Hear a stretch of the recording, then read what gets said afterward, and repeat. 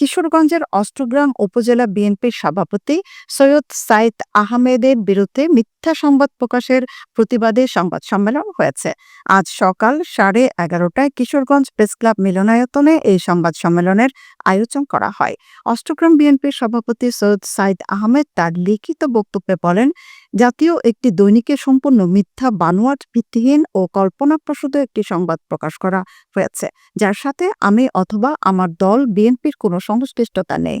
বিগত ফ্যাসিস্ট সরকারের আমলে আমি সহ আমার অনেক নেতাকর্মী রাজনৈতিক ষড়যন্ত্রমূলক মিথ্যা মামলায় আসামি হয়েছে এবং মাসের পর মাস কারাবরণ করেছে। দীর্ঘ সময় ধরে সফলতার সাথে সভাপতির দায়িত্ব পালন করে আসাটাই মূলত কাল হয়ে দাঁড়িয়েছে।